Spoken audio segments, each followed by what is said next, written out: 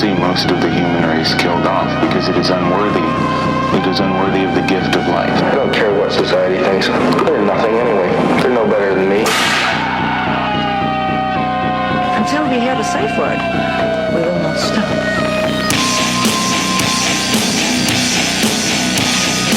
Have you ever thought what it would be like to see a person's head amputated? Think of things so horrible that the human mind cannot imagine them. To see all this and more when you see on stage, in person, that crazy mix-up. I like being set apart from people. I like to be hated. Safe Word with Jason Rouse. Hey, this is Jason Rouse, and welcome to the Safe Word Podcast. On the show today, my old friend from grade 9, Nick Roche. Welcome to the show. Roche. I threw a Roche in there. That's fine, yeah. What was your high school nickname? People would call me just... my nickname would probably be like people just go Nick Roche. Like that was they would just use the full name. Like, oh, hey, Nick Roche. Like they would just do the whole thing. Or Roche, but mostly just like Nick Roche. Like say the whole thing. Brothers and sisters? Yeah, I have a sister. She's a year younger, and my brother. She's the meanest one, right? Yeah, she is. Yeah. She's the meanest Did one, you have right? siblings? Yeah, I have a sister who's 4 years younger and a half brother who's 12 years younger. Okay. And I'm probably the meanest. Oh, you okay? If you ask them. Okay, that's interesting. Yeah, because so growing up, my sister and I were like really close up until the age of before we were like puberty. Exactly. So we were close, Same. And then we hit puberty, and we were like not even before then, like probably around like age 9 or 10. So a few years before then, we were like inseparable. No, we were like inseparable up until the age of like Siamese 6. But we would like fist fight, like brawl at the age of like 9, and then that kind of went away. But then like in middle school, high school, we were just like we kind of butted heads a bit. And it's a territory issue after that. When you're younger, pre-puberty, there's camaraderie. You know, you're two human beings trying to figure things out. And then your hormones kick in, and then you're like, well, fucking, I can't learn anything from my brother anymore, and he's cock blocking me. Yeah. I don't know if your sister's a tramp. No, well, not really. And she had a boyfriend in high school, like for most of high school. So no, like that was never really like a thing that I was like totally concerned about. But yeah, no, we in high, like I remember we would just argue, like, and she would just say like you were asking like who the meanest one was. Yeah, she was the meanest in like that time frame. But then we kind of like in college, we became like really close. So now my sister's like my best friend, which is great. But before then, like growing up, we really were like enemies almost. Yeah, there's probably some close murders. Oh yeah, easily. Oh yeah. Right? Oh yeah. I remember growing up, I've never wanted to kill someone more than my sister. Yeah. I mean, that's true. Like I remember just being so mad sometimes. Yeah. And it's just something that's just part of growing up. Trying to get her to do things to put her life in jeopardy by kicking the ladder out from underneath her. Yeah, I mean, like throwing things and stuff like that, and yeah, like there is a luxury to having a younger sister, and I don't know if this happened to you, but her friends. Yeah. Did you end up dating any of her friends? No, I never ended up dating any of her friends, but yeah, she had a lot of. There was ass around the house.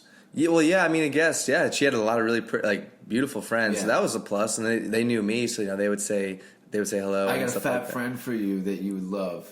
Really? No, I was like, oh yeah, no. She didn't. She never said that. She never.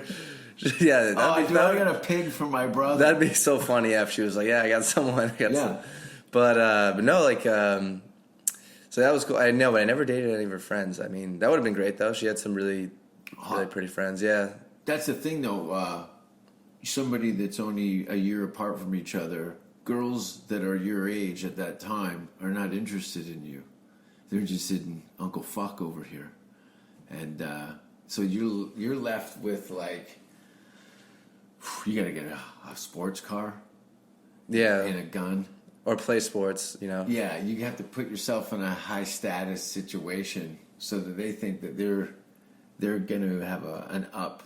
But it's International Women's Day today. That's true, yeah. I got my period this morning. Oh, nice. There was blood in my urine, so I think for you. that's my way of donating.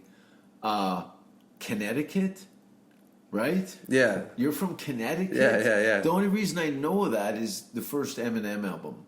Oh, really? How so? Ken Kniff from Connecticut was a crank phone call sketch that he had on the first Eminem album. Oh, okay. And Connecticut, I have no idea. What state is Connecticut in? Yeah, exactly. No one knows. I remember one time It's in the middle of the country, almost, right? No, so it's No? Well, you're from Canada, right? So Yeah. you probably are unfamiliar with a lot of the states, or you probably know most of them. Right? I'm educationally. I'm pretty dumb from a academic thing. Majority of the things that I learned from education was kind of self-taught my whole entire school. But there was maps up. We never paid attention to them. Going to the U.S. was pretty much at that time would be crossing the border to buy cheap groceries in Buffalo or something like that. But that's interesting. So how long were you in Canada for? I was born in Hamilton, Ontario, which is about 40 minutes from Toronto, near Niagara Falls, 1971.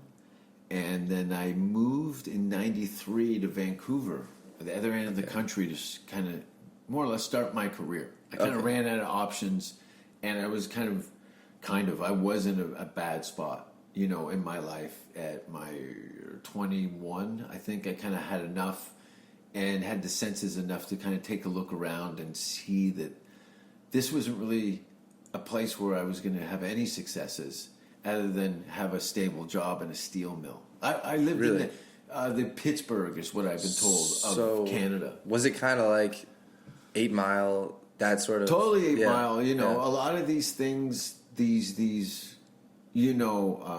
rise, these artists that are grown up in kind of shitty, low income, no options, no life, no joys. Pressure makes diamonds. So I grew up in a housing project, a bunch of different ones, but the main one was Kenora Avenue, which was on the outskirts of the city, and that was all like we just call it. And that time it was like geared to income housing, which was just another say that you were on welfare and you didn't have a mother or father. So those environments, you start to develop that kind of psychology of you're not really kind of worth anything or going to do anything, and your best case scenario is to live and die working in a steel mill. And I wasn't even smart enough, realizing through my high school that I didn't have the education enough to push a broom. I remember one of the kids standing up in our vocational school. Vocational school is another way of packaging idiots, dumbs, retards, psychos, fucking all the rejects from the education system. From that district, or was it? Yeah, just that district. Okay. And there was two schools. There was Parkview Secondary School and Albion, and then there was and these were all boys' schools. Now there was a third school, Briarwood, which was all girls. Either they were pregnant in school or pushing babies up and down the hallways. It was it was very 8 Mile-esque, and it was just shit. It was really shit. As you saw in the Eminem 8 Mile movie, it was like anytime you tried to do something, it was crushed by your environment. So, wow. But that epiphany, I remember very clearly that guy in our school who was a couple of years older, probably should have left the school, saying, look at you guys are all idiots. Like, this is all basic level math, English, programs that you needed a general education just to get a job in the factory. So I was like, now I'm triple fucked. I can't even pull my family into this and use them, because my grandfather was a union steel worker, foreman at the local steel mill. A lot of my uncles and cousins had worked there, but times had changed. Technology, mathematics died. I realized, oh, you need this to work a machine. Were the jobs at the time, were they leaving, I don't, nothing. Yeah, Were they moving to other countries? Yeah, totally. Okay. I was living in the psychology of something that was potentially viable 20 years earlier. So Yes, when I yeah. started school, I had this in my head that the time I finished, I just go over there. But technology advances, things became a lot more science-based and mathematics and shit like that. It wasn't... It wasn't like manual labor so much? No, Yeah. and I remember just hearing my friend, I'm making $25 an hour, just doing this, that, and the other thing, these kind of menial jobs, but you could get in through a family member and get insurance and things like that through unions. But thank fuck I wasn't smart enough to do that. Like, what was did your family have plans for you? Yeah, I mean, it's kind of like... Well, first of all, how old are you now? 22. 22. Fucking hell. Yeah, man. Yeah, we've had these conversations a couple times outside of the clubs, and it's like, you're in the perfect spot to be who you are right now. Like, there's no place literally in the world. You've got Kill Tony tonight, which is the 8 Mile of stand-up comedy. It gives you a profile and an opportunity to be on professional shows, Death Squad shows and things like that. Oh, yeah. You've seen a couple of your friends and end up on these high-profile shows with legends. It's really... I was just thinking about it last night. So I host a mic here in town, and I went to the Vulcan, and... The Vulcan Gas Company, it's at a club in Austin, Texas, on 6th Street. Right on 6th Street, the Dirty Six. Yeah, Dirty Six, yeah. And we both smiled when we said Dirty Six. It's fucking dirty. It's really dirty. It's super dirty, like homeless people everywhere, like crazies all but around. Look at it as a comedian, you're like, this is so much fun. It's great. Oh, that's awesome. Yeah. And I walked over there, and I heard they were having a show, and a friend of mine walked out, and he was saying that he's on the show, and I didn't know that. And I was like, "Do you mind if I go watch?" And he goes, "Yeah." And then I walk in, and it was so packed, and it was so cool that just by knowing on someone a Sunday, I'm bragging here on the mic. I don't really yell in your face. No, yeah, it was the packed on a indoor Sunday, show, 300 people. Now they're going 100%, and they told me that's an 800 capacity venue. Yeah, it's wild. I can't even imagine what another 300, 400 people in there. It's going to be insane. Oh yeah, I think it was a sold out show, and it's probably going to sell. I mean, because 800 is the capacity of that room. Yeah, and wow, they're going to really pack it in. Restricted around 300. So, and there's comedy inside. Yeah, absolutely, every night. Absolutely every night. Sunday, packed out show on a Sunday. Yeah, we were at one on Wednesday with stars. With stars. Yeah, David Lucas is within the comedy world, very funny guy. Like he was I think it was his show. I think it was called David Lucas and Friends, but Tony Hinchcliffe was on the show. Fahim Anwar was on the show, and it's just a great place to be. A half a dozen local people with talents and stuff. So you're getting a chance to match yourself up with seasoned veterans. Oh yeah, and see where you stand with that. Back on that point of like, this is the place to be. It blows my mind in the sense that like I can listen to Fahim Anwar on the Joe Rogan podcast. Yeah, and then he's literally right there. And he was outside, and I just said hello to him, and it was very kind exchange, and then it was great. It was just like, it blew my mind that I was here in Austin, Texas, pursuing this, and it's a smaller world than I would imagine. Yeah, now. Oh yeah, now. Now it's so small. You couldn't even say that like what was it? You were doing comedy in Connecticut for what, a year? Yeah, about a year and a half. I did it only at UConn though, only on the campus, and then I did open mics in New York City for about 3 months. Mm-hmm. Is that where you were living before you came to Austin? Well, I lived in New York temporarily. I had an internship there, so I lived in Queens for Astoria for 3 months. A lot of comedians live in Astoria. Yeah, they do. A bunch of comics live. That's where I was considering setting down roots a few years ago, but remember asking the local comedy community, like, where do I fucking live? Like, I lived in Brooklyn before. They kept saying Astoria. Astoria is great. Greek area? Greek, yeah.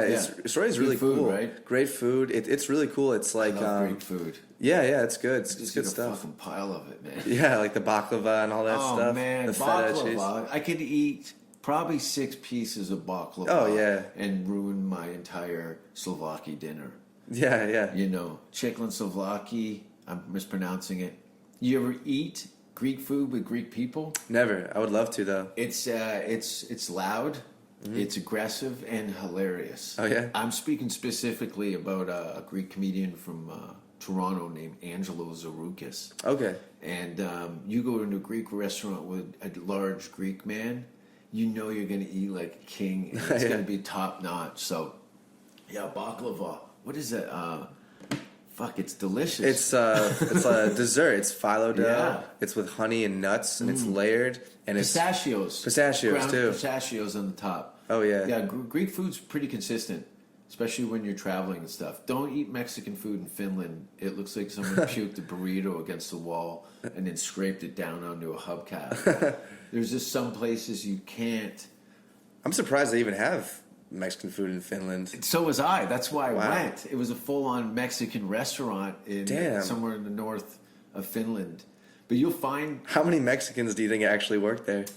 0. Yeah. I saw them in the kitchen. It was all Finnish people, tall Finnish and people, skinny white. Usually, you'd be surprised how many hot women work in the service industry in Scandinavia. Oh yeah, I mean I've heard that Scandinavia has just beautiful women everywhere, and there's even in the service industry too. Yeah, because there are so many of them.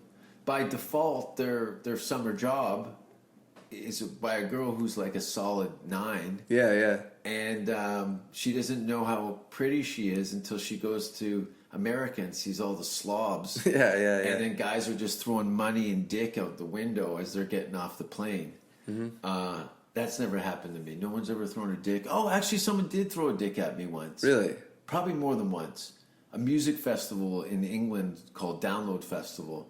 And someone threw a huge dildo on stage with some writing on it. I don't know if it was writing or bite marks. But a full dick flew through the air and landed on the stage. So, yeah, I've had some dicks thrown at me. Damn. What did you do when it was thrown? Did you like pick it up and throw it back, or did you kick it off the stage? No, I think I put it in my mouth like a pair of handlebars and just Really? started running through the crowd. No way. No. I was gonna- No. And it wasn't like a heckle either. It was like I was doing well and people were just so fucked up. They were just throwing shit at the stage. And during my show, a rubber dick flying through the air kind of compliments it. yeah. It's like because it's very dark, right? Like You think my stuff's dark? I mean, what I've seen on YouTube, yeah. Would that work in Connecticut at the Legion? Like dark humor, or Yeah. It's funny humor. It's funny, It's just yeah. covered in spiders and dog shit. That's I love all. it all. Yeah, I love it, and yeah, I mean it would fly. I mean, it depends, I guess. I mean, I'm going I anyway. I can't speak to it. I mean, have you noticed? What's like your ideal, like I guess, city or crowd to perform in front of? It's always Denmark. Really? Denmark? It's always Denmark. Denmark has just been consistently there for me. And not in a small scale either. Like the amount of tickets I've sold in Denmark over the course of a few shows could be a whole North American tour. No way. Yeah, like we sell like 3,000 or 4,000 tickets in 4 shows. Oh wow. You know, we're doing 1,000-seat theaters, and then I'll do a couple local open mics to warm up in between shows and stuff. But Iceland, now I'm saying that only because I've done one show there and it was completely sold out. I was kind of arguing with the promoter. I'm like, I don't want you guys to go broke bringing me. He goes, no, trust me, you sell out all the tickets. How many? 970. And I'm like, dude. Let's move it to a 300-seater and then maybe add a second show. And it says, we don't have a 300. This is Reykjavik in Iceland. And sold it out. Sold the whole show out. I like the Danish people. specifically because anything that Sweden doesn't like, Denmark loves. Okay. It's like a spiteful thing. They're like, if I tell somebody, oh fuck, they really hated me in Sweden, don't worry, we're gonna love it here. Like it, and that's a terrible Danish accent. That sounds pretty good to me. A white guy from Connecticut could have been Chinese. That's not Chinese, is it? Yeah, I can't speak to it. Mi la lu ching ling bang bang. I heard that on an album once. Oh yeah. Mr. Bungle. So you're doing comedy on campus before you go to your internship in New York? Yes, yeah, I was doing comedy on campus. I got into it because there was an improv group on campus called Malignant Humor, and I didn't want to do improv. I wasn't really interested in it, but good for you. Yeah, it's like rollerblading with your aunt. Yeah. Sounds funny, but it's terrible. Yeah, it's a good way of putting it. And it's like I just asked him. I was like, I'm not really interested in improv, but can I do stand up? Like in between your improv sets, and they said sure. So yeah, I would do that with bands. Oh, nice. Well, what planted the seed? What was the thing of like, okay, you clearly had an idea of what you wanted to do because improv wasn't it, but it was still in the realm of comedy, where a lot of people like that kind of club. They like the codependency of each other's failures. Oh, and yeah, the yeah. Improv thing. I hate it. It's like getting on a boat that's sinking. Yeah. Everyone's trying to paddle out of it at the Exactly. same time. And some people are just stronger swimmers. And some people just panic and pull you down to the bottom.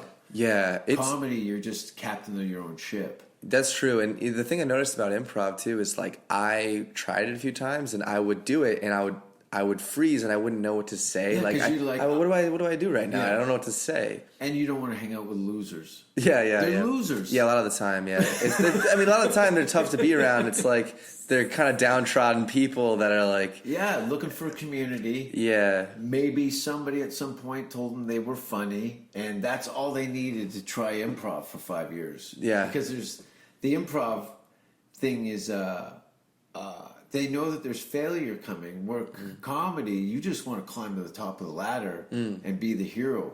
Where they're kind of setting up, taking suggestions. I don't want anyone else in my office while I'm working on stage. Yeah, you know what I mean? Yeah, I get that 100%. And the thing that planted the seed for me was really I just always loved stand-up comedy, and I remember being like 6. What was your first thing you saw? Yeah, so 6? great question. It was really funny. So my brother is 6 years older than me, so I'm 22, so he's 28 now. But I remember being like 5, 6, like really young.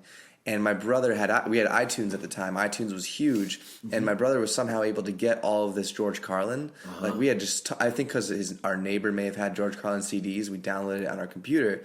And so we just had tons of it. And my brother would listen to it and laugh hysterically. Yeah. And I would listen to it with him, and it was funny. Like I loved listening to it and laughing, and I just thought that was so cool that somebody could be so funny. And that was like the first. And then the second was Let Jim. me pause you Yeah, for a please, sec. yeah.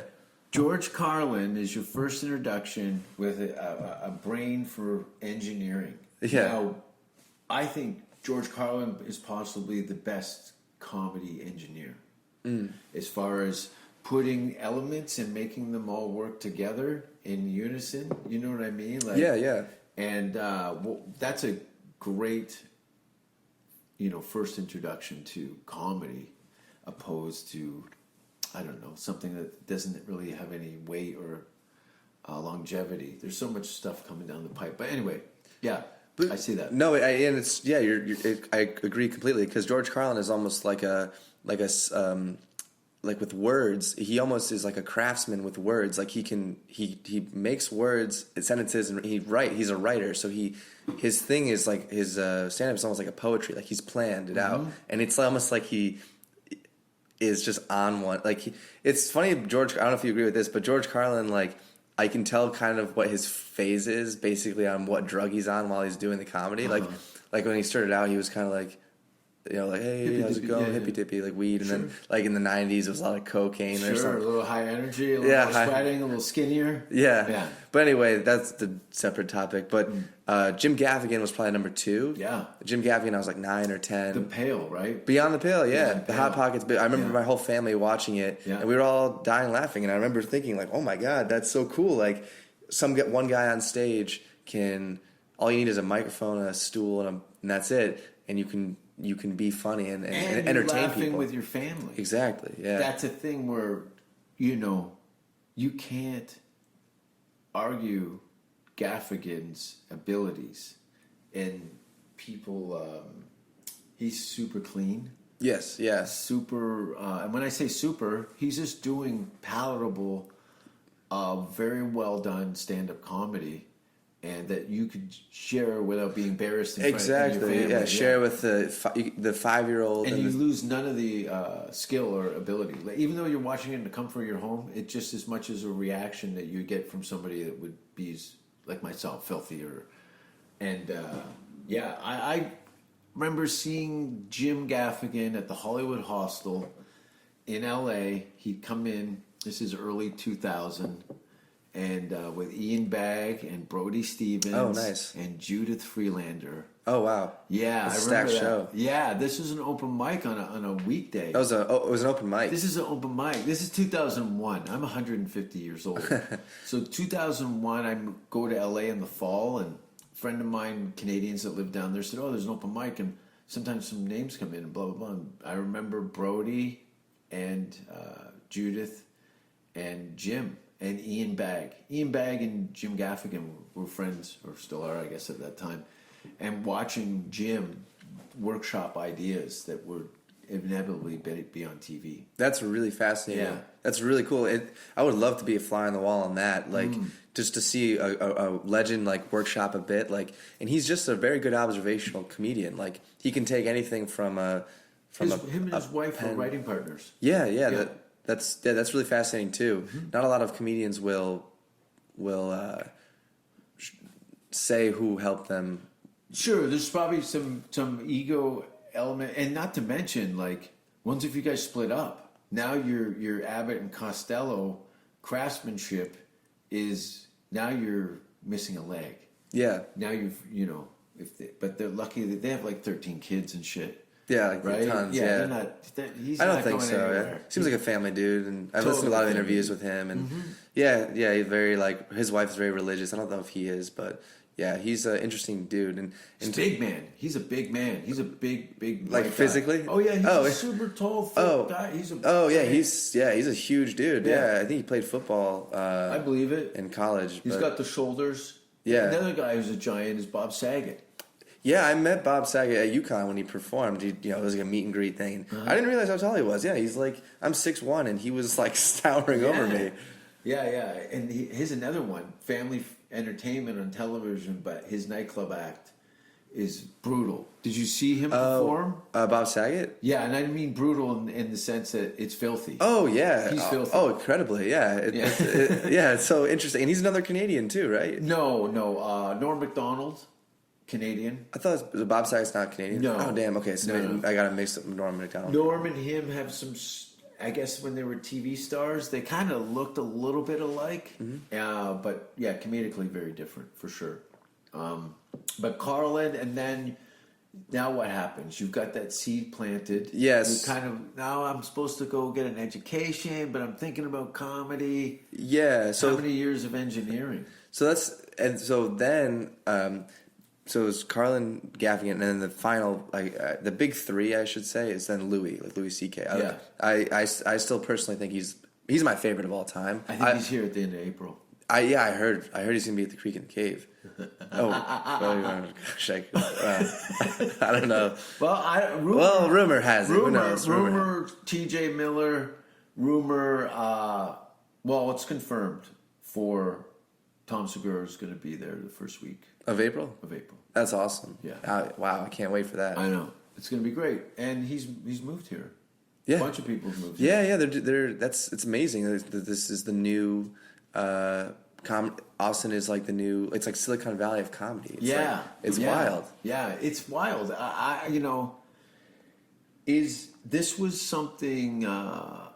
It couldn't have gone better. No, here, like in Austin. Yeah, like it can't go any better. You can't have it. I feel like I'm living. I have to remind myself every day how grateful I should be to be here. Yeah. Like it's. I don't want me to cut you off, but yeah. It is. I can't think of a way it can be better. Yeah. People are great. people are fucking excellent here. They're so Oh, yeah. nice. You know, I don't know what the disposition is in Connecticut, but Canadians kind of pride themselves as the polite, friendly folk, but they're all full of shit. Yeah. They're totally full of Yeah. shit. Yeah. And Is it the cold, you think, or what do you think it is? I don't know. I think it probably at one point we were known as very polite people, and to a sense, it's all like passive aggressive type politeness, and most of it has no weight to it. It's just kind of something that we say to keep our maple leaf on the flag, kind of thing. But yeah, no, they're you know, the exchanges I've seen from perfect strangers in just passing is really weird. It's Eye really contact. unbelievable. Hello. Yeah, it's how are you? exactly. I just what? Yeah, in Connecticut, I've noticed this all the time in Connecticut. Like people, they do their own thing. They don't look. The world is whatever, and it's the whole like pleasantries of how are you? How like we're both here. Like that's Connecticut. It's a not trigger of politeness. It doesn't necessarily. People don't really mean it. Yeah. Oh yeah. I mean, just in the scene too, like. The open mic scene, like I've been going to open mics since I moved here in September, and like just being around other comedians, it's just like the community is so nice, like really great people. Like there's not much. It's like a welcoming environment, and it's a fun environment too. I think because the what are those things when the comics are circling the stagecoaches, and all the new people and up and comers are looking out the outside circles, going, "Oh, this is getting real. This is the stakes are building every day. New clubs, talent moving here, industry, opportunities over here, over there, and ways to kind of maintain and build material consistently. Like you literally, with some planning and stuff, you could probably get on 10 times a week, right? Oh, easily, yeah. Indoors, people. Indoors, yeah, indoors, open mics. Indoors. These are establishments that have a roof with comedy in it, and a lot of them are run very well, and they're pretty good. There's some, because there's so many people here from so many different areas. It's just like what do they call it? That soup, menudo, with it's all guts and everything in it. I've never heard of it. Tripe and entrails. Oh, like a gut. Yeah, I've never heard of that. Anyway, it's a mix of all kinds of shit. And yeah, I got here in December. Okay. September. Yeah, so you had a couple months ahead of me here. And what was the catalyst? Like you just quit school or? Yeah, so we can. So basically, I went to UConn and I got my degree in civil engineering, and I was supposed to study abroad because I was also getting a degree in German studies at the time. And Germany was the pick for your abroad country? Yeah. Yeah, because it was a very unique program that the school offered where if I was it gifted. It was Extraordinary abilities. No, it was engineering and German combined. So it was like it's kind of hard to explain. Culture crossover with the plus German. What's well, Germans are great engineers. Yeah. Yeah. So like I would the year in Germany would be first half would be at an engineering school in Germany, or not an engineering school but like a university, and then the second half would be an internship at a German company. You get so fat in Germany. Yeah. You would be blown out on cheese. You think so? I mean, the people. I was wondering that because the people in Germany are actually very slimmer than here, I would say.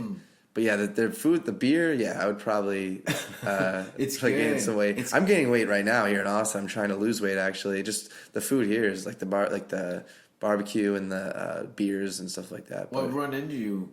Well, once I said hello. The second time you've been running. I run every day. I try to at least. Yeah, I'm gonna run actually after this. I'll probably go to run over there. I brought my bike, so I'll probably go for a run. It's great. Oh, it's great. And again, like outside of comedy, this city itself, there's so many cool. You can just literally walk out your door and go in any direction and discover a variety of different things here. Oh yeah, beautiful city. It's probably the most. I mean, I'm biased because it's one of the few cities I've visited. I haven't visited many, but so far this is my favorite place I've ever been? Well, for somebody who's been to 25 countries, this is probably my top 10 favorite cities in the world. Yeah. It's got everything. And the ground is bubbling up with so much opportunities right now. And that's why I'm building my own little studio here, and I'm really kind of doing things that I never did living for 13 years in LA. It was like, it got down to where, like, because of my green card, I'd only stay here for 6 months. And when I said here, I'd be in Hollywood for 6 months. And that was enough. And then I would go on the road for half a year. Go on the road. So you could only be in the U.S. for 6 months at a time? No, I have a green card, so I have to be in the U.S. for a minimum. Okay. Not consecutively. I think it's 180 calendar. 183 days, probably. Yeah, out of a calendar year. Oh, gotcha. Okay. And I can do whatever I want for the other half of the year and stagger it or whatever. So it doesn't have to be consecutive? No. Oh, that's good. Okay. Which I didn't know initially. I was like, oh, fuck. I don't want to stay here consistently for a year, Yeah. But I was beating winters in Hollywood and in LA, but I wasn't looking to buy a house or even find a relationship with anybody there, because I was just there to take it and go. And when the bottom dropped out of it, I just looked at a map. And, friends of mine who'd come up here during music festivals for South by Southwest would come back with, Texas is great. I'm like, what? Texas? They got bad publicity. They get really bad publicity. Yeah. When I tell people up north that I'm in Texas, they're like, what? oh, they're like, what? Like, do people walk around with guns, and are they like, they have cowboy hats on? And it's like, here in Austin, not really. Like, I haven't seen too many people with like.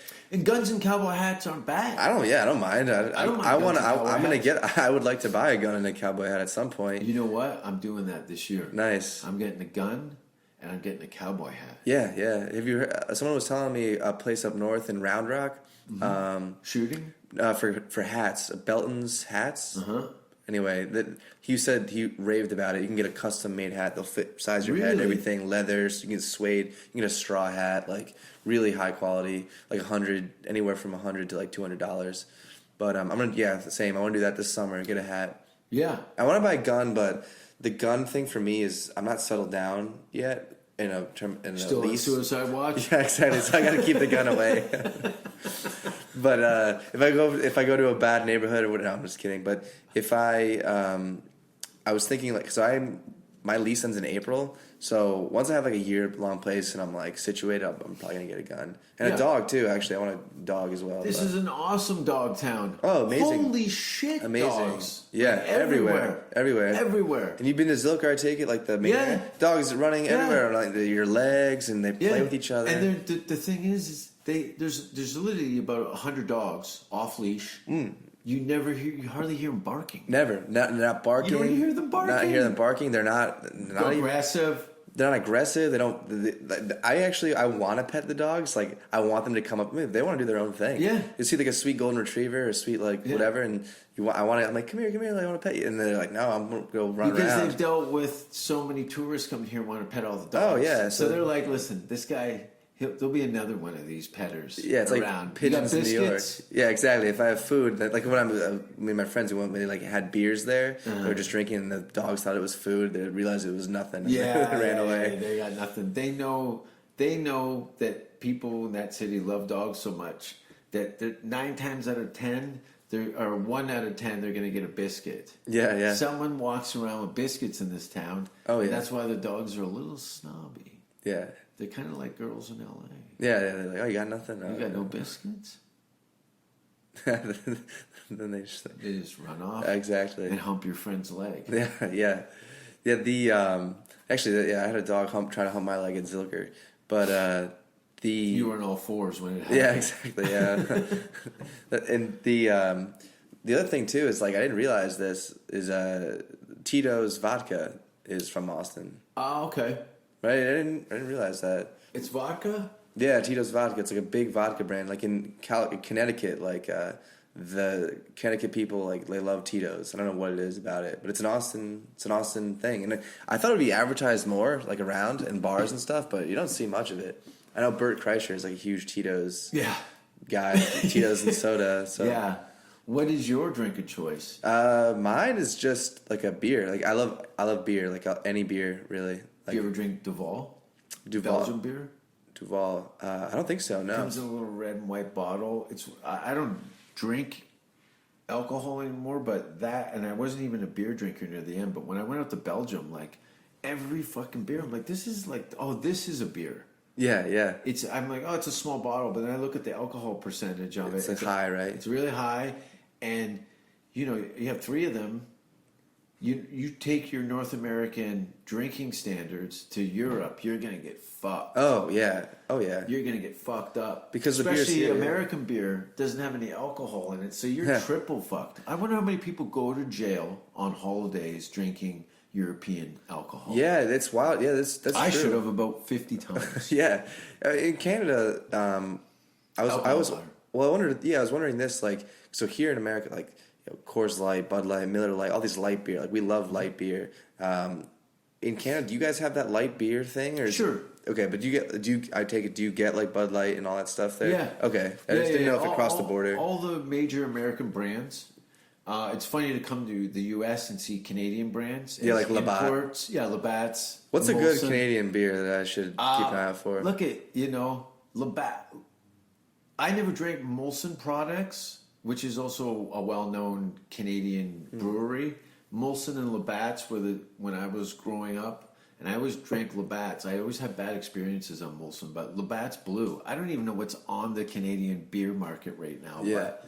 But I only found that Heineken was the only beer when I traveled tastes the same wherever I went. Okay. That was the only one. I drink Budweiser. Sometimes American brands would taste better in other countries. Oh, really? They go, Okay. all we got is Budweiser. I'm like, oh, fuck, okay. I'm like, this is really good Budweiser. What's in this? Oh, alcohol. That's what it is. And a couple of ingredients that are... Because there's so much processing in food and things like that. That's probably why you didn't see too many fat Germans, is that their diets, they're probably eating just as much calories, but the chemicals and bullshit that they don't have the GMO standards and things like that. Yeah, I was in Germany for 2 weeks, the only time I've ever been there, and walking around, people are not too heavy. So yeah, I wonder if it's picture How of do they that. look? They dress great, right? The German, yeah. So the Sharp dressers. yeah, good food. from what I remember, Germans they dress very like Stylish? Glasses circle. I noticed that's the thing in Germany, circle rimmed glasses. Everybody, that's one Like thing. steampunk looking. Not even just almost like poets, if you picture some snobby poet, and girls didn't wear makeup there at all. It wasn't really popular there. Because they're already pretty. Yeah, I think so. I think it's just that and just the This natural is it. look. Yeah. Yeah, I don't think they're trying to trick you into fucking them. No. They're just like, you want it or not. This is the sign. Are you buying? Opposed to some girls, they peel their faces off and then put them on the table like a Halloween mask. Yeah. And you're like, what's going on, Beetlejuice? Yeah. I know your eye was in the middle of your head. Yeah. And the dress was also more the colors were more beige and more blander colors. I don't know. It's not as it flamboyant. wasn't bad. I actually liked it. I actually liked the style there. I thought Yeah. it was nice. Wasn't as flamboyant or flashy with the bright bright colors or anything like that. But I don't know. That was the only thing that really stuck out to me was the circle rim glasses and the makeup thing and the more less flashy stuff. Yeah, you don't hear, Americans are loud and colorful. It's like drinking with peacocks. Yeah. There's a lot of screeching and yelling. I don't know. What's, Finland's a big drinking place. Yeah, I would love to go to Finland. I've never been. When you were there, what time of the year were you there? In the winter? Oh, geez. I was the first Canadian to perform in Finland. Oh, no way.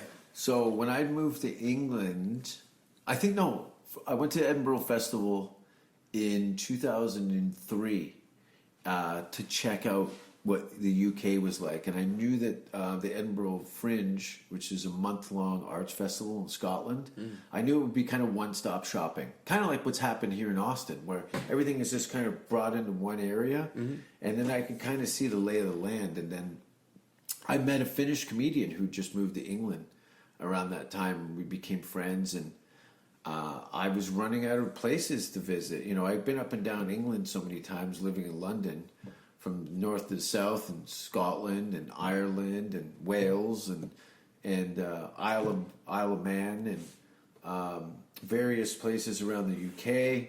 And then I go, well, fuck, this Finnish guy's English is great. They must have English comedy. And when I talk to him, he says there's like 6 of us.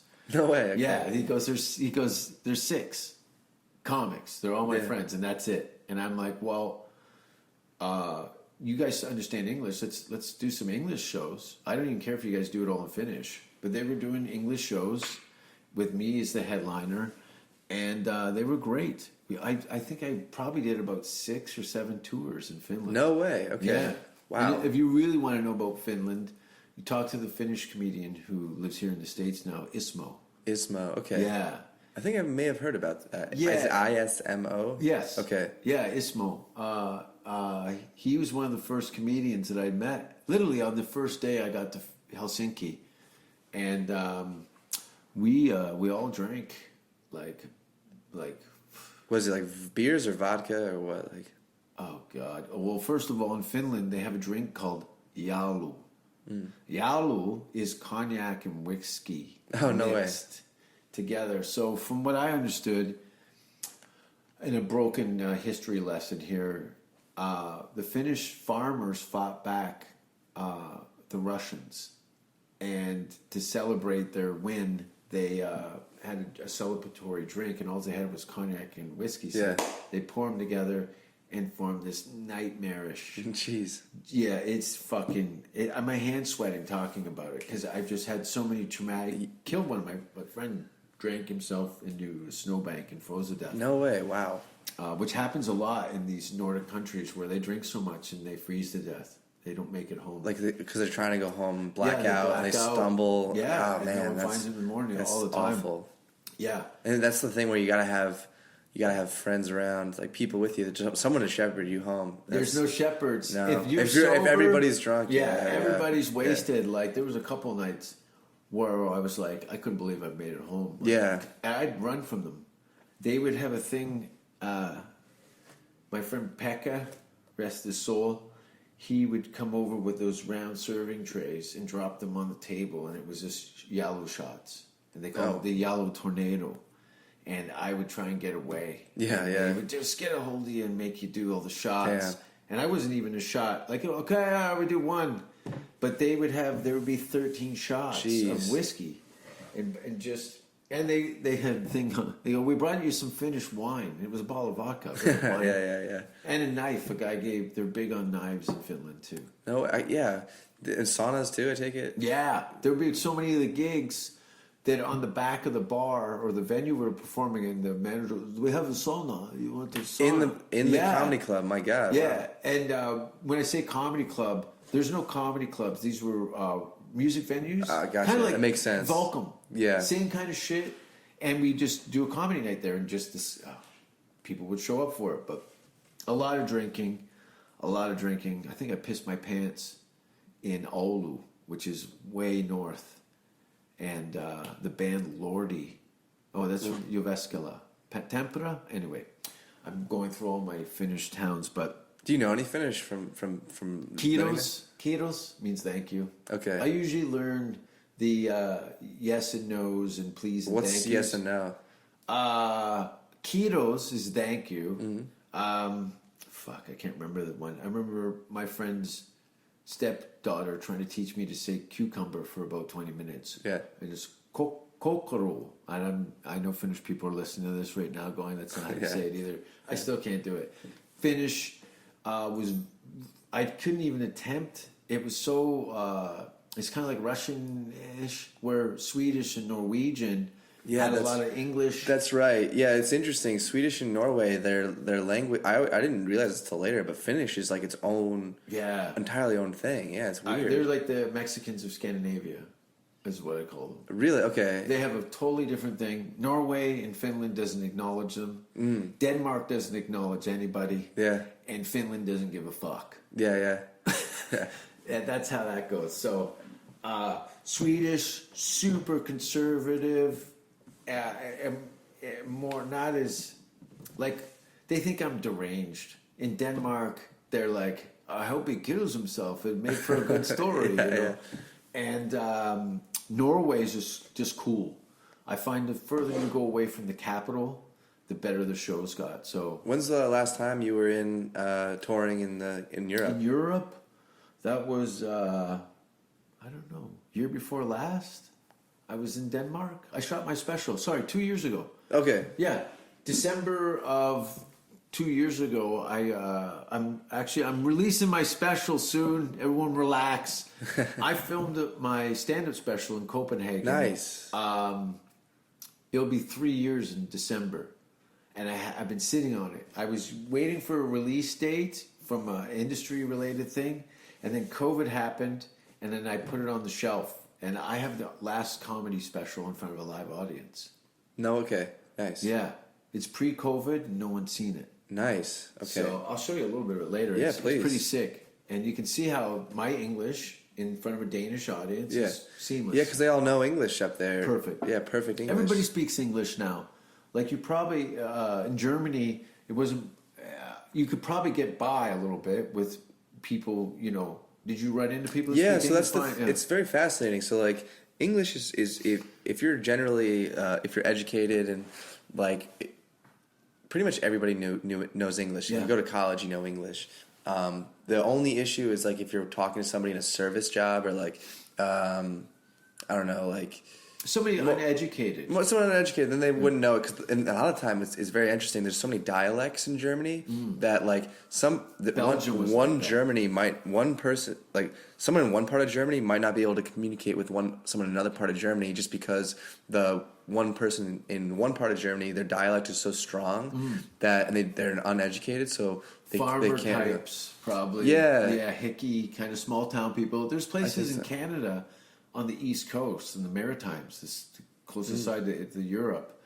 I can't understand what the fuck you're talking about. They're Newfoundland and Cape Breton, all the East Coast. You can, and same in Ireland. Like they were speaking English. Yeah, I recognized a word, and they're looking intently, speaking English, but their accents fucking blow it right out. And I'm like, dude, you're gonna have to write this down. I know you're telling me you're speaking English, but your accent is like so strong. It's crazy. Yeah, I even have that with when I watch like British movies, like or anything. I have to put subtitles on. Like I can't. Sometimes the British accent is too much for me. I don't know what they're saying. Peaky Blinders. Stuff, exactly. Even Dunkirk, I saw that in theaters. A lot of time I didn't know what they were saying.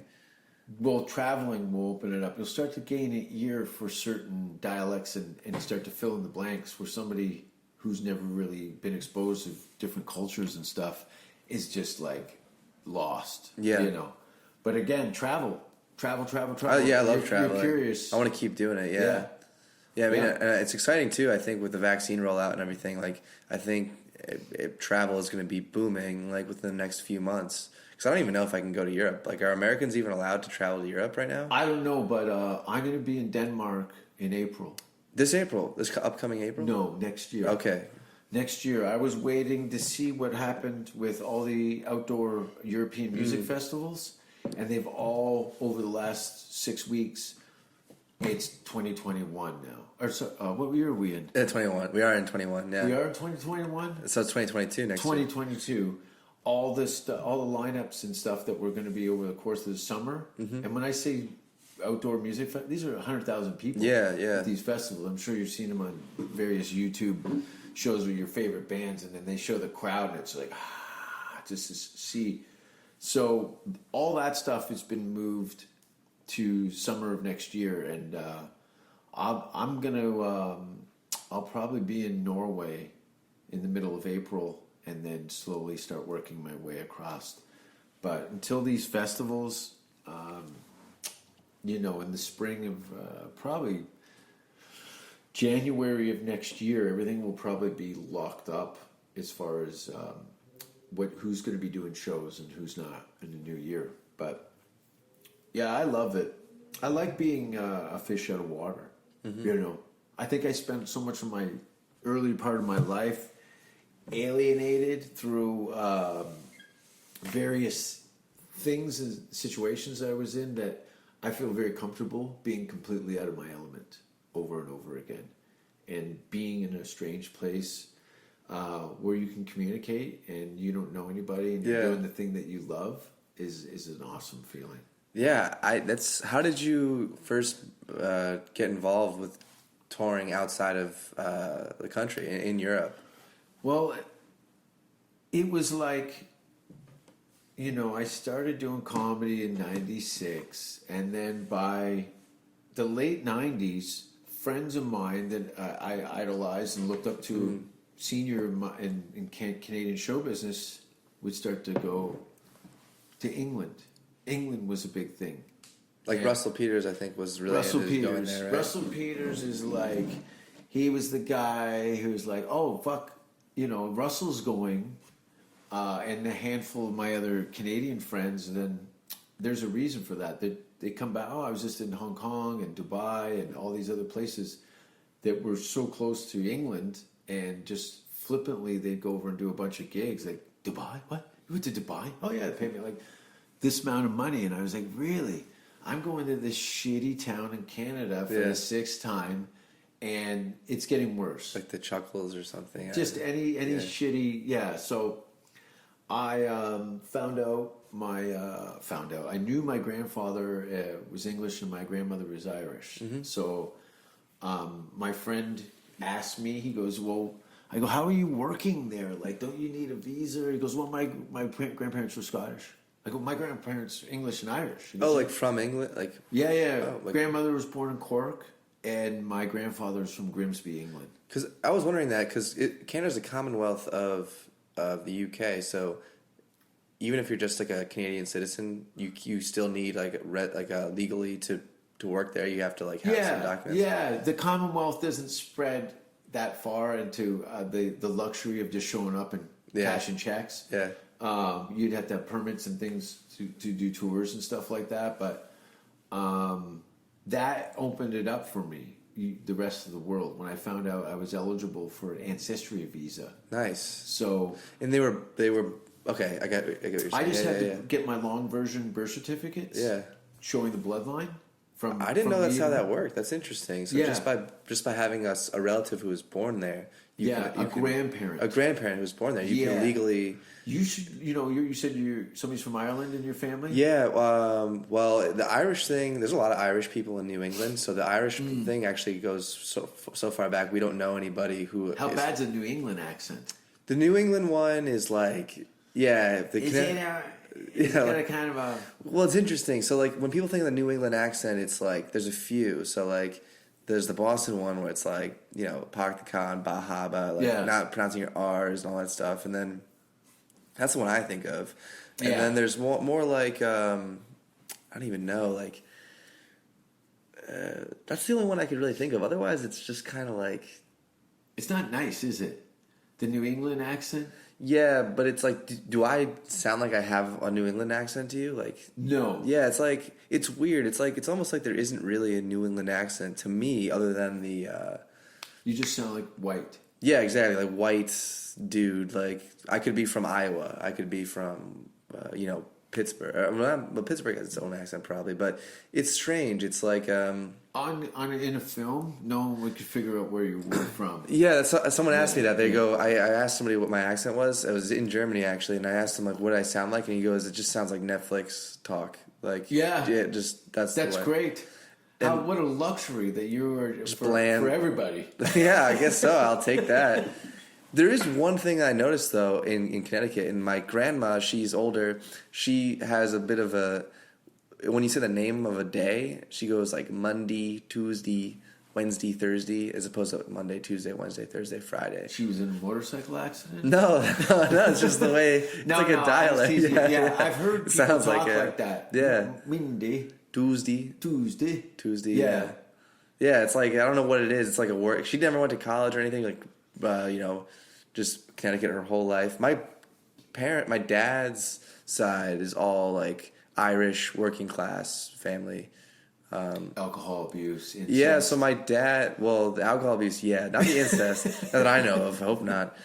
My dad's, so my grandfather, who's passed, but he never drank a drop of alcohol in his life because his parents were severe piss tanks, piss alcoholics. So he's and like, Irish I'm never drunk touching is that another again. like that. That's family shattering Oh alcoholism.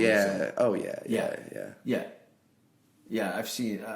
There's another. There's certain degrees of alcoholism in various places. Like Russia, I'm fucking the day before my show. I'm fucked up in the bar, right? I'm drinking with the handler and some of the other people from the show, and I'm like really wasted. And I'm like, "What time is it?"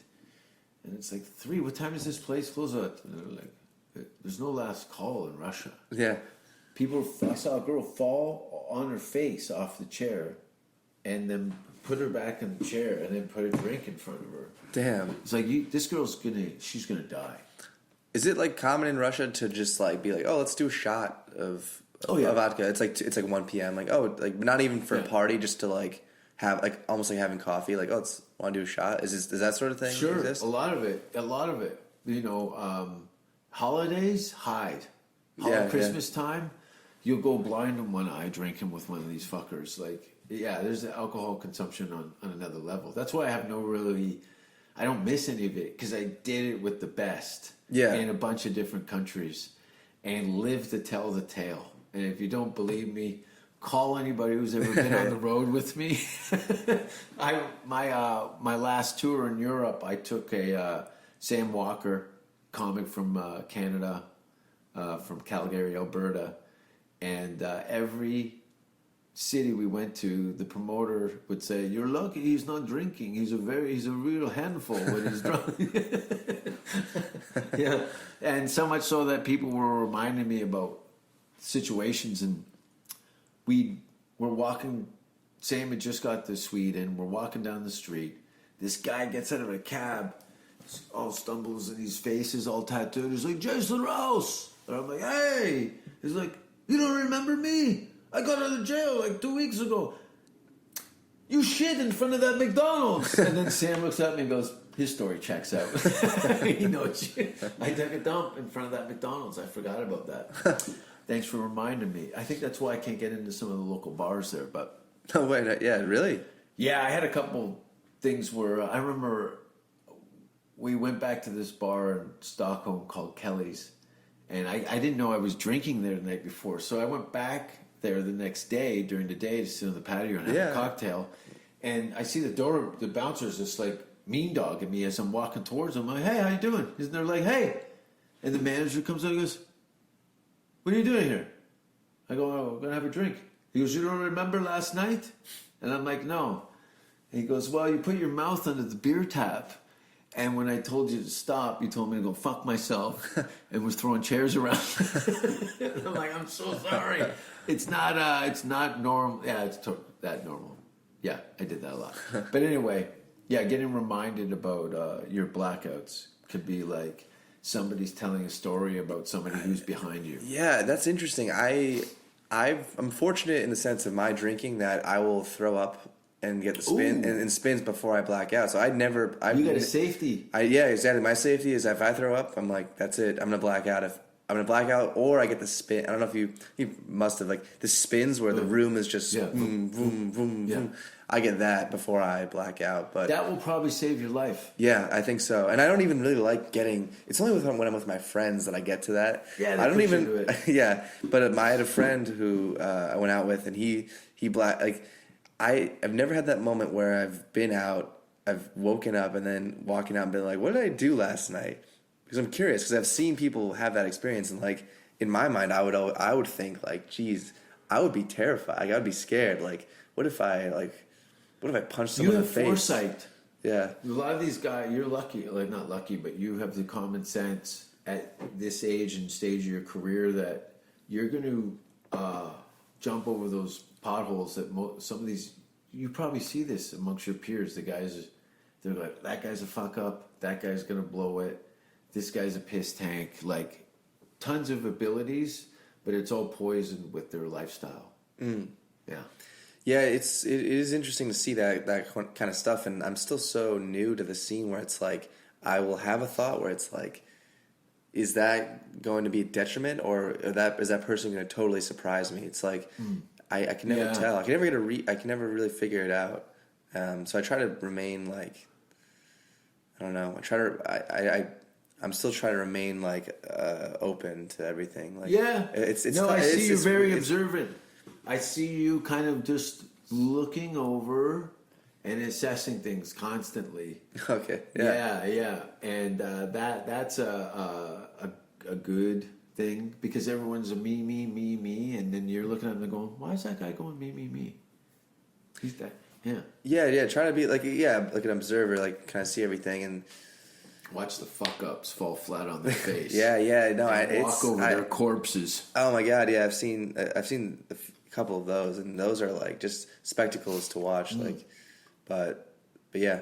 Yeah, you can't tell the homeless people between the people that are the comics trying to get on Kill Tony. No, it's right? so funny. Isn't that hilarious? Seamless. So Kill Tony. There's all the comics Congregate. for whoever's listening. Kill Tony's a podcast. Like, it's a live podcast, so it's like comedians get 1 minute. They put their name in a bucket, and if they get pulled, they go on stage and they do their bit for. There's 100 comics. Yeah, outside. 100 comics outside, standing on the sidewalk just outside the venue. It's Antone's. Listening for their name. Oh yeah, listening for the name, putting their ear to the door, trying to get, like getting excited, heart beating to get up. And it's so funny, like you were saying, you can't tell the homeless people from. Yeah. Like there's been like 3 moments where I've been like, is that a homeless person or is that a stand-up comic? And they come up to us. The homeless people come up to us and they're like, do you have any money? And a lot of times we're like, we're not much better off than you. Like a lot of the comics, it's kind of like the running joke. It's like, Well, that night that got cop threw that guy on Tony's Corvette. yeah, there, that was wild. That guy gave my friend $100 in cash. The homeless guy. Oh, that night. That wow. night. My friend Ben comes up. Bankus, you know Bankus. Those 2 Canadians that were here for last week. Yeah, the 2 was one of them. Kyle Lucy, and then Ben Bankus. Yeah. Ben goes, that homeless guy just gave me $100, and now he's being thrown on the hood of a The car. homeless guy gave him $100. Yeah, $100. What? No way. That guy was. So it was so funny. That guy story in particular. I have a video of it somewhere on my phone. And he shouted something. He goes, is Tony dead? Yeah, they're like, he's like, I have to save Tony. They're gonna kill Tony. Yeah. So he saw the sign, I think, and he thought in his head that they were gonna kill Tony. Literally. It keeps Austin weird. It really does. This is their slogan is keep Austin weird. And careful what you wish for, Austin. Yeah. I told them that last night. I said, listen, I was at the Lucky Duck on Friday. And at the end of the show, I said, you guys, you can do whatever you want, but I ain't going anywhere. Like, you got to deal with this. Yeah. I'm going to make it weirder. Yeah, make it weirder. Exactly. You getting up like 4 or 5 times a week? Yeah, so I try to. Yeah, Sunday through Thursday, I try to get up at least once a night, sometimes twice a night. So I would say on average, I do the Sanjak Saloon I host, which is good exercise to host. It's it's kind of shitty hosting, but it's great exercise. Get to know everybody in the scene. And not to mention, you'll get more work out of it hosting for somebody your senior, and then eventually move up to headliner. Yeah, that's what I'm hoping for that, and I'm hoping to do a show at some point in that venue. It's going to take maybe within the next few weeks. Try to find someone, but that's true too. Like the other people, like they just. I noticed like showing my face around and just being there, like being around, like one guy, like Marty Clark, runs a few shows here. He invited me on one of his shows while I was at the Lucky Duck, or not the Lucky Duck, the Sanjag. Yeah, and Marty is opening up the creek in the cave. Exactly. You've been inside, haven't you? Yeah. It's crazy. Amazing, right? amazing. Yeah, it's so cool. It's so good. It's so good. It's so right. Yeah. It's so right. And then you go at the door and it's right again. There's an equally sized venue through a doorway that he's going to run. I think capacity on either side is 400. 400 each. Wow. Yeah, and they're going to simultaneously walk off one stage, and then you go next door and do the next show So okay, interesting. at the same time. So like you'll have two comedians and they'll swap places. Yeah, some guys will close one show, and the other guys will come. It's going to be. That's awesome. Yeah, it's going to be great. Because they have how many stages right now? There's two main raves. Yeah, that's awesome. And he said, they're equally the same size, and it's 400 seated. So that's happening in April, and then not to mention Cap City and Yep, that's opening a up. That bunch was a of it. surprise. Yeah, all these other comedy clubs and stuff. So it's here as far as comedy is going. There's really no place in the world, almost to live other than Texas. I know. For It's freedom. Who would have thought Austin, Texas would be the comedy central of the world? And Joe Rogan's opening up his club. Yeah, I have no idea where or when, but I think he's just gonna buy the Vulcan. Yeah, I was thinking about that. I was thinking he might just buy it. He seems I like think he he's spent a just lot of gonna- time there. I think he'll buy it. And then gut it. Yeah, I think so. It Buy and makes gut sense. It's on 6th Street. Yeah. It's that top floor is a bit of a pain in the ass. But if it goes full comedy club, I don't know. I'm just talking up my ass. I don't know what the fuck Joe's doing, but he is opening up a comedy club here. There'll be an announcement soon. I have a feeling he'll open up a couple. I feel like he'll open up. He was saying he wants one with a ranch, like an outdoorsy one, like maybe like a Stubbs feel. I haven't been there yet, but yeah, because tickets are $250. Oh my you God. buy 6 of them at a time. and they like Oh yeah. 1 minute they're gone. Oh, comedy tickets go on sale in this city the day of the show Yeah. because they sell out so quickly. Kill Tony goes on sale Monday at noon. The show's at 8. And it No way. sells out in 40 Same minutes. day, damn. Yeah, it sells out in like 10, 20, 30, 40 minutes. Wow. Yeah, that Antone's is a great room. It seems Great room, especially for that style of show. Oh yeah. And what else is there? There's a bunch of stuff. I hit a few places around the city, but you can go to Austin Comedy Facebook pages and just see flyer after flyer after flyer after flyer. Yeah, there's and then there's one. It's comedywham.com. I don't really use that one. I use the Facebook groups all the time. Yeah. And then there's Austin, Texas Comedy. It's an Instagram. If anybody's listening and they want to know about what's happening, Austin, Texas Comedy is run by a comedian here, and she posts all the time. She's on the ball with it. Yeah, like every Who's month. a blonde girl? No, it's Kate Loyce. Okay. Yeah, the blonde girl is maybe you're thinking of Brittany. I don't know. Oh, no. I'm thinking the young lady who's always at Volcom. She works for Austin Comedy or something. Oh, Anyway, I don't think I've met her. Yeah. There's a bunch of, and that's the thing, dude. There's people helping us at that level. It seems like a lot of people, shows that, yeah, anyway, it's great. I'm rambling, but what's the plan for this year? Yeah, great question. So I've been doing mics since September, just getting my face out there, meeting people, networking. Is this year 3 for you? Yeah, for comedy? year 3. It would be year 3 this past month in February. Mm-hmm. First time I went on stage was at UConn. But yeah, the plan is to just keep pushing along, keep doing mics. I want to host a show, at like a showcase. I'm thinking start off with like local comics just to get the feel for it. Yep. And then move on to I talked to Fahim Anwar. I was standing outside Vulcan, like we were talking about this before. Like Sweetheart. I listened to him on the podcast. Oh, there he is over there. So I was very nervous to talk to him. Like I kind of because I didn't want to like say something stupid or something. But He's a very approachable. He was the nicest genuine guy. really nice guy. Yeah. I went up to him and I was like, hey. He's an aero engineer. Yeah. Right? You're into the old math question. No, I didn't even talk about the engineering thing. I just was like, because I sent him a message on Twitter saying like, oh, I have this venue like where I do an open mic. I want to do a show sometime. Would you be interested? And he sent me one back like, hey, yeah, just let me know the more details. And then I told him about it again, and he was like, yeah, just let me know the details. So once I get things squared away, I'll message him again, and we'll see like what happens with that. But it's he so lives cool. here? Yeah, he moved. Yeah, that's great.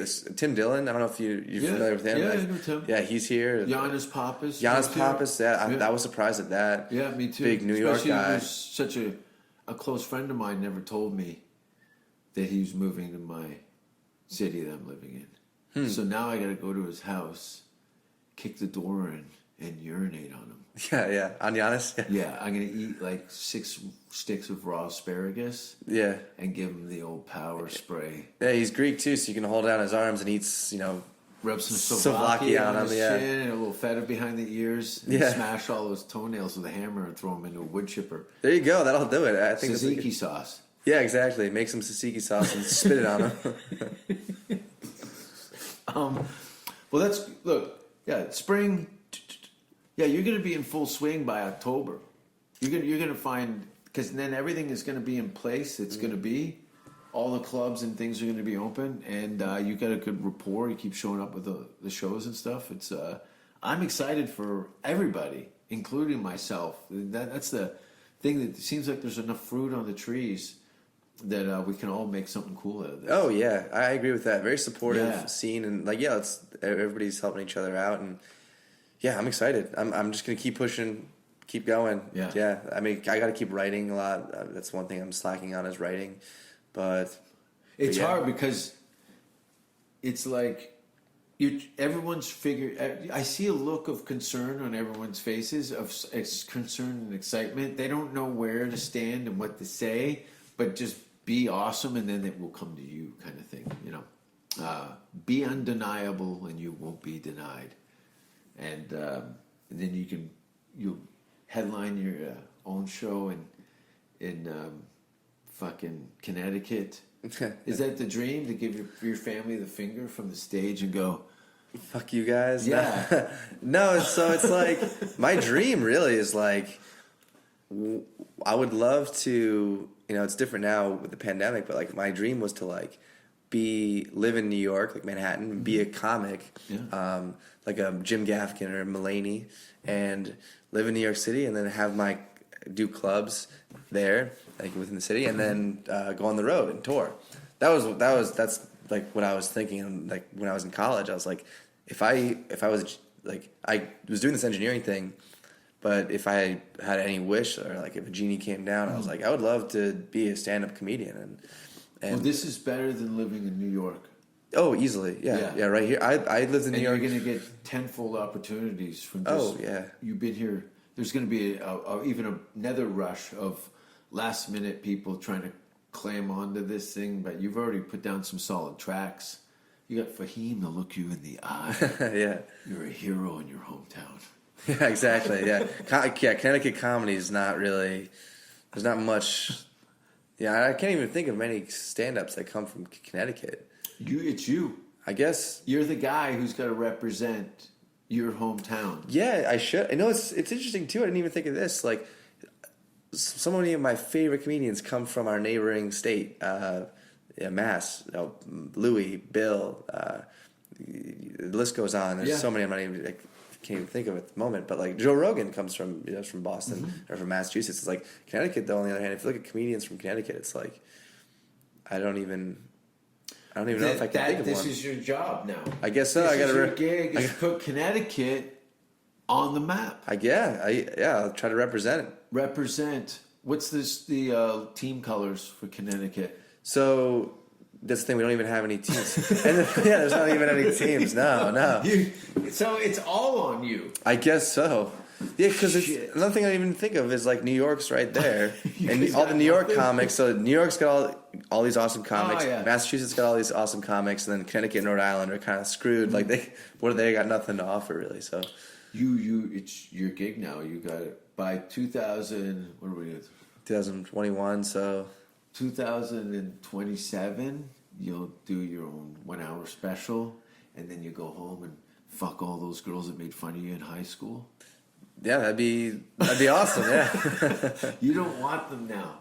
I guess not. I don't know. You just want to drive by in your sports car with what kind of dog you getting? I'm probably gonna get a mutt, like a like rescue dog. Yeah, like a rescue dog. Yeah, or maybe one of each, like a nice like a hybrid paper dog and Yeah. then some just Frankenstein disaster with Yeah. Parkinson's and Exactly. my leg. Yeah.